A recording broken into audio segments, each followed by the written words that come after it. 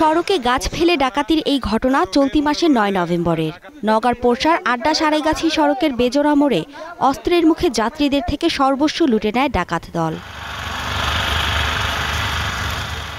এর কদিন পরই মুর্শিদপুর তারেকজিয়া মোড় সহ ৫টি স্থানে সড়কে গাছ ফেলে লুটপাট চালায় ডাকাত দল। স্থানীয়রা জানান, ডাকাতির সময় এলাকার কেউ বাধা দিতে এলে তাদের ওপরও চালানো হয় নির্যাতন, বাড়িঘরে দেয়া হয় আগুন।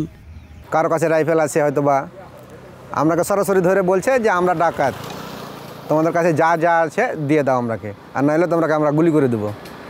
এ ধরনের অস্ত্রের মুখে জিম্মি করে আমাদের কাছ থেকে সব কিছু নিয়েছে, এমনকি আমাদের পোশাক ব্যতীত যা ছিল সব নিয়েছে। গলার মধ্যে হাইসা ধরছে, হাইসা ধরে কান খামচি দিয়ে কানের গহনা ছিঁড়ে লাগছে। আমি কাছে আপনারা কান ছিঁড়েন না, আমি লিজে ইচ্ছে আমি খসে যাচ্ছি, কারণ আমি লিজে ইচ্ছে কানের গহনা খসিয়ে দিচ্ছি। প্রতি রাত্রে 2 থেকে 3 বার করে ডাকাতি হয়, প্রতিনিয়ত হয়, প্রতিদিন হয়, এমন একটা দিন বাদ নেই।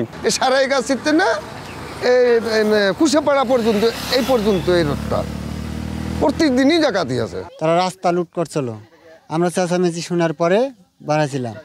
বাড়ানোর পরই আমাদের এটাই অপরাধ যে বাড়ালে কি কারণে আমাদের বাড়ি ঢুকে দেবে, ঢুকানোর পরে তারা আগুন জ্বালিয়ে দিয়ে পালিয়ে যায়। চুরি করে নিয়ে চলে যাবে, তখন পুলিশ আসে, কোনো লাভ আছে?